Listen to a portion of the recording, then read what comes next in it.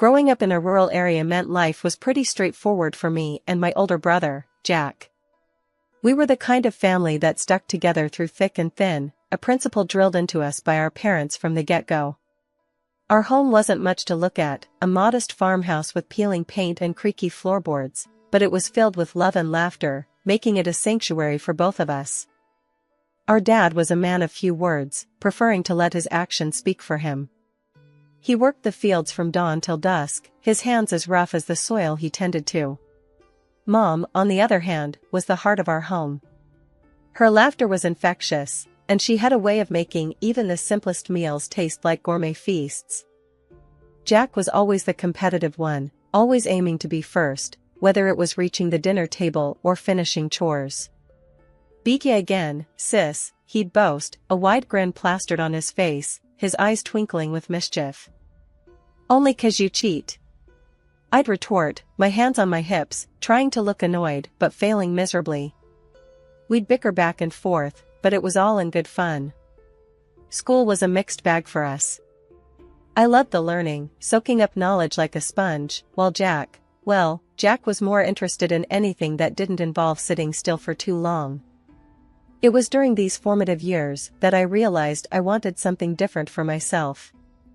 I loved our home, but I yearned to see what was beyond the fields and fences that made up our world. College was my ticket out, a chance to explore and grow. When the acceptance letter arrived, it was a moment of mixed emotions. Mom was over the moon, proud as could be, while Dad gave me one of his rare smiles, his eyes saying what his mouth couldn't. Jack, though, was harder to read. "You sure about this, Sarah?" he asked one evening as we sat on the porch, watching the sun dip below the horizon. His voice was gruff, the words heavy with unspoken concern.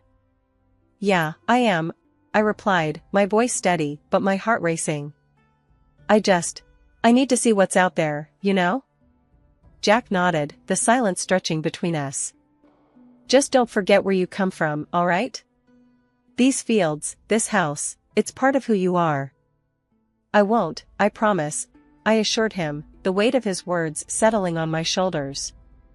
It was a promise I intended to keep, no matter how far I roamed. College was a blur of studies and newfound freedoms, a stark contrast to the life I had left behind. Upon graduation, the thought of returning to that simple, rural life was overshadowed by the opportunities that lay in the city. I took a job and settled into my grandmother's house, a cozy little place that felt like a piece of home in the midst of urban chaos. The Harrisons, an elderly couple with hearts as wide as the fields back home, lived beside my grandmother's house, which I now called my own. Their granddaughter, Lily, lived with them, a city girl through and through, her world seemingly a universe apart from mine. Jack and Lily's whirlwind romance caught us all off guard, especially me. I wanted to be happy for them, really, I did. But Lily and I, we mixed like oil and water from the get-go. One evening, during a family dinner I hosted at my grandmother's house, the tension reached a boiling point.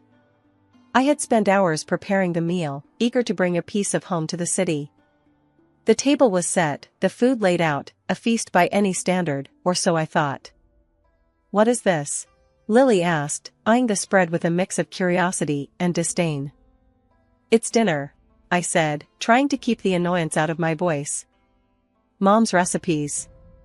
Thought it'd be nice to have a taste of home."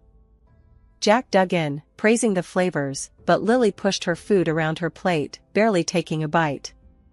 "It's quaint," she finally said, her tone implying anything but. I clenched my jaw, feeling my temper rise. "Quaint?" I echoed, my voice sharper than I intended. "It's home cooking. Real food, not some overpriced dish from a fancy restaurant." Jack shot me a look, a silent plea to keep the peace, but I was past caring. "What's wrong, Lily? Not to your taste?" Lily set her fork down, her lips a thin line. "I just prefer food with a more refined palate," she said, each word dripping with condescension. The meal ended in awkward silence, the unspoken words hanging heavy between us. It was clear Lily and I were from two different worlds, and neither of us was willing to bridge that gap. Life had a way of throwing curveballs, but nothing could have prepared me for the news that shattered the ordinary flow of my days. Mr. Harrison, Lily's grandfather, had been involved in a serious car accident. I remember standing in my kitchen when Jack called. The moment I heard his voice, thick with emotion, I knew something was terribly wrong. "Sarah, it's Mr. Harrison, he didn't make it," Jack said in a strangled voice. My heart sank, and for a moment, I couldn't speak. Mr. Harrison had been like a second grandfather to me, always there with a story or a joke, his eyes twinkling with mirth. "We need to be there for Mrs. Harrison. She's all alone now," I finally said, my voice barely above a whisper. "Yeah, I know. The funeral's tomorrow. Can you believe it?" "Just like that, he's gone," Jack replied, the pain in his voice mirroring my own. The day of the funeral was a blur, a procession of faces and condolences that seemed to blend together in a haze of grief. The Harrisons' home, usually a beacon of warmth and laughter, felt cold and empty, the air heavy with loss. Mrs. Harrison, the rock of her family, looked small and fragile, her eyes lost in sorrow. But what struck me was the undercurrent of conversation that had nothing to do with mourning or loss. "I heard he left everything to her," whispered one distant relative to another, not even bothering to lower their voice enough. "Yeah, but what's going to happen now? Who's going to take care of everything?" came the reply, laced with greed rather than concern. The audacity of such talk, at such a time, made my blood boil. Was there no respect for the man who had just passed? For the woman who had lost her partner of so many years? It was then that Lily found me, her expression one of irritation rather than sorrow. "Sarah, what are you even doing here? You're not family. Maybe it's time you left," she said, her words sharp and unwelcome. I looked at her, incredulous. "I'm here to support Mrs. Harrison, just like everyone else. Or at least, that's what I thought we were all here for," I shot back, my patience wearing thin. Lily scoffed, rolling her eyes. "Please, like you being here makes any difference. Just go home, Sarah." With a heavy heart, I decided to leave, not wanting to cause a scene. But as I walked away, the snippets of conversation about assets and inheritance continued to echo in my ears, a stark reminder of the greed that often lurked just beneath the surface of familial bonds. The day after the funeral, my phone rang, slicing through the silence of my home. The screen displayed Mrs. Harrison's number, and I answered immediately, my voice thick with concern. "Sarah, dear, could you come over? I need to talk to someone." Mrs. Harrison's voice trembled through the line, her usual strength buried under layers of grief and fatigue. "Of course, Mrs. Harrison. I'll be right there," I replied, my heart aching for the woman who had suddenly found herself alone in the world. Arriving at her doorstep, I was greeted by a sight that tugged at my heartstrings. Mrs. Harrison stood there, a shadow of her former self, her eyes brimming with unshed tears. Without a word, she ushered me inside, into the living room where so many of our neighborhood's memories had been made. "Thank you for coming, Sarah. It seems you're one of the few who truly cares," she began, her voice laced with a sorrow that resonated deep within me. "It's what neighbors are for, Mrs. Harrison. How are you holding up?" I asked, though the question felt inadequate against the magnitude of her loss. She sighed, a long, weary exhalation that seemed to carry the weight of the world. "As well as can be expected, I suppose. But it's not just the loneliness, Sarah. It's everything else. The vulture circling, if you know what I mean." I nodded, understanding all too well the ugly side of human nature that tragedy often revealed. "I've heard some talk," I admitted, my tone grim. "People can be so cruel, greedy? Yes, they can. And they are," Mrs. Harrison cut in, her words sharp with a bitterness that surprised me. "But that's not why I asked you here." She paused, gathering her thoughts, and when she continued, her voice was steadier, imbued with a resolve that belied her frail appearance. "My husband left everything to me, Sarah. The house, the savings, everything. And now, everyone's got their eyes on what they think they're owed. I reached out, placing a comforting hand over hers. But you're right, Mrs. Harrison. He wanted you to have it. Yes, he did. And I intend to honor his wishes. But, Sarah, there's something else. She hesitated, her gaze locking with mine, a silent plea for understanding. I need someone I can trust, someone outside this madness. And I think that's you. Before I could respond, the sound of the front door slamming echoed through the house, and footsteps approached. Lily appeared in the doorway, her eyes narrowing as they landed on me. What are you doing here? She demanded, her tone as cold as ice. I was just checking on Mrs. Harrison, I replied, my patience wearing thin at her constant hostility. Lily scoffed, dismissing my words with a wave of her hand. Well, you've checked. Now leave. We have family matters to discuss. Mrs. Harrison stood up, her stature small, but her presence commanding. Lily, Sarah is here because I invited her. She's been more of a family to me lately than my own blood. The tension in the room was palpable, a standoff between the grieving widow and the entitled granddaughter-in-law. But before the situation could escalate further, I decided to take the high road. I'll go, Mrs. Harrison. But please, call me if you need anything at all, I said, offering her a reassuring smile. In the 6 months following the uncomfortable confrontation at Mrs. Harrison's, my life seemed to drift back into a semblance of normalcy, at least on the surface. The once frequent visits to Mrs. Harrison's home ceased almost entirely. Whenever I tried calling her, I was met with the cold, impersonal tone of a disconnected line. Jack and Lily, meanwhile, became distant figures, their lives seemingly moving on without a backward glance towards me. Jack even went as far as to tell me not to call him anymore, a request that stung more than I cared to admit. One evening, I saw Mrs. Harrison and Lily near my house. The sight of Mrs. Harrison shocked me. The vibrant, spirited woman I remembered had been replaced by someone much frilier, her face drawn and pale, her body seemingly weighed down by more than just age. Mrs. Harrison, what happened? Are you all right? I asked, my concern mounting at the sight of her. Lily, ever the gatekeeper, was quick to answer. We're making some repairs at the house. It's going to be dusty, and I don't want Grandma breathing all that in. Thought she could stay with you for a bit, she explained, her tone suggesting this was more of an imposition than a request. Despite the surprise, I didn't hesitate.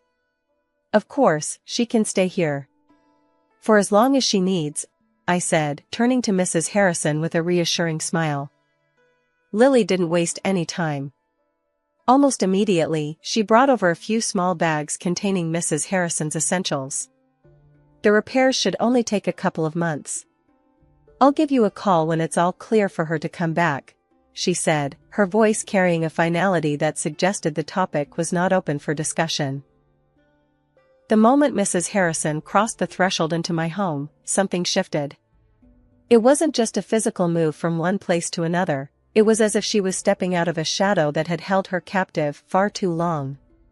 When she sat down, the dam broke, and her tears flowed freely, each one a testament to the silent struggles she'd endured. Wrapped in a hug, Mrs. Harrison's voice was muffled, but her words were clear enough to send a chill down my spine. I've been living like a prisoner, Sarah. Couldn't step outside without asking, like I'm some kind of hostage in my own home. Night after night, those parties, the noise. And there's no repairs, none. It's all a sham. Lily, she wants me gone. Hearing her speak, my heart sank. Mrs. Harrison, the woman who'd always greeted me with a smile, had been suffering in silence, tormented in what should have been her sanctuary. This is unbelievable, I found myself saying, anger simmering beneath my shock. We should call the cops, Mrs. Harrison. They need to know about this. But she shook her head, a determined glint in her weary eyes. No, dear. I've got a plan. A better one. But I need your help. Can you call my lawyer? Ask him to come here? Her request took me aback, but I nodded. Of course, I'll call him first thing. As promised, I reached out to her lawyer, a man Mrs. Harrison had trusted for years. When he arrived, I offered them privacy, stepping away as they delved into discussions I wasn't privy to. Their murmured conversation, though inaudible, was a clear sign of the wheels of justice beginning to turn. Months had passed since Mrs. Harrison moved into my home, and the so-called repairs on her house showed no signs of progress. The silence on Lily's end was deafening, and my patience was wearing thin. Mrs. Harrison, for all her gratitude for my shelter, carried a sadness in her eyes that spoke volumes of the situation's toll on her. One evening, as Mrs. Harrison and I sat in the living room, a rare moment of peace enveloping us, I decided it was time to address the elephant in the room. Mrs. Harrison, something's not right. There's been no word from Lily, and your house, it looks untouched. Are you sure there's really repairs going on? I asked, the concern evident in my voice. She sighed, a deep, weary sound that seemed to carry the weight of her worries. I've had my doubts, dear. But what can I do? I'm just an old lady, and they've made it clear I'm not welcome in my own home. Her words stirred something within me, a fierce determination I hadn't known I possessed. Well, I'm not just going to sit back and watch this happen. It's time we found out what's really going on, I declared, my resolve hardening. The following day, I made my way to Mrs. Harrison's house. The sight that greeted me was exactly as I had feared. The house was silent, no workers in sight, no signs of any ongoing repairs. Just as I was about to leave, Lily and Jack pulled up in their car. The look on Lily's face when she saw me was a mix of surprise and irritation. Sarah, what are you doing here? Spying on us now? Lily snapped, her tone accusatory. I'm not spying. I'm looking for answers. Mrs. Harrison deserves to know what's happening with her house. I shot back, my patience wearing thin. Jack, who had been silent up to this point, finally spoke up. Look, Sarah, this doesn't concern you. Just leave it be. I couldn't believe what I was hearing. Doesn't concern me? Mrs. Harrison is living with me because you two claimed her house needed repairs. But I don't see any repairs happening. Lily rolled her eyes, clearly unimpressed. Well, plans change. We've decided to do the repairs later. Grandma can stay with you a bit longer. That's not your decision to make. It's her house, her life. You can't just uproot her because it's convenient for you, I retorted, anger boiling within me. Jack stepped forward, trying to play the mediator. Sarah, let's just calm down and talk about this. We don't want to make a scene. A scene? You're the ones making a scene of her life. I won't stand by and watch you treat Mrs. Harrison like this, I declared, standing my ground. The conversation went back and forth, but my mind was made up. Mrs. Harrison had been through enough, and it was time someone took a stand for her. The next day, my phone rang. The screen flashed Lily's name, and a knot formed in my stomach before I even answered. What she asked next sent shockwaves through me. Look, I need a favor. Big one. Confirm Grandma's lost it, mentally. Say she needs to be in a home. I'll make it worth your while, 10 grand. Lily's voice was all business, cold and calculating. I felt my blood boil. Are you out of your mind? You think I'd sell out Mrs. Harrison like that? For money? I was seething, barely containing my anger. Just think about it, okay? It's easy money, she pressed, clearly not understanding the gravity of her request. Think about it? No, you listen, and you listen good. This is sick, Lily. Don't you ever ask me to do something like this again. Ever. I snapped back, my words laced with disgust. I ended the call, my hands trembling with rage. How could she? How could anyone be so heartless? When I told Mrs. Harrison about the call, I expected anger, maybe shock. But she just nodded, her expression resigned. I'm not surprised, dear. It's been clear to me for a while now, they see me as nothing more than an inconvenience. An obstacle to their greed. Her calmness in the face of such betrayal was both heartbreaking and infuriating. "They don't deserve you, Mrs. Harrison." "Not a bit," I said, my voice thick with emotion. "It's all right, Sarah. I've made my peace with it. In fact, I've already taken steps to ensure they can't harm me further," she revealed, a hint of defiance in her tone. "What do you mean?" I asked, curious despite the heaviness in my heart. "I've transferred everything, my house, my savings, all of it, to you. Left just enough for myself to cover a stay in a nice nursing home, one that I picked out. But after what Lily just tried to pull. Maybe I rushed that decision," she explained, her eyes searching mine for understanding. I was floored. "Mrs. Harrison, why me? You barely know me. Because you showed me kindness when they showed me greed. You offered me a home when they tried to take mine away. You're my family now, Sarah, in every way that matters," she said, her voice steady and sincere. The weight of her words, of her trust, was overwhelming. "You don't have to go to any home, not if you don't want to. Stay here, with me. We'll figure this out together," I offered, more determined than ever to protect her. Mrs. Harrison smiled, a genuine smile that reached her eyes. "I'd like that very much, dear. Thank you." The day Mrs. Harrison asked me to gather all her relatives at the lawyer's office, I knew we were on the cusp of a seismic shift. I sent out the invitations, including to my brother, Jack, and his wife, Lily, whose actions had precipitated this whole affair. As we entered the lawyer's office on the day, the air was thick with tension, the kind you could cut with a knife. Mrs. Harrison, frail, but fierce in her determination, held on to my arm, drawing strength from my presence. Once everyone was seated, the lawyer began, but it was Mrs. Harrison who took control of the room. "I brought you all here to announce my decision," she started, her voice stronger than I'd heard in months. "Over the past few years, I've seen true colors shown, care withheld, and greed run rampant in this family."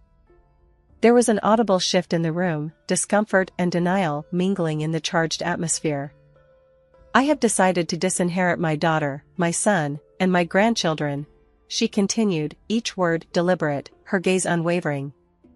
"The only person who has shown me kindness and decency is Sarah. She's my heir." Jack and Lily's faces turned a shade of red I hadn't seen before, their outrage palpable.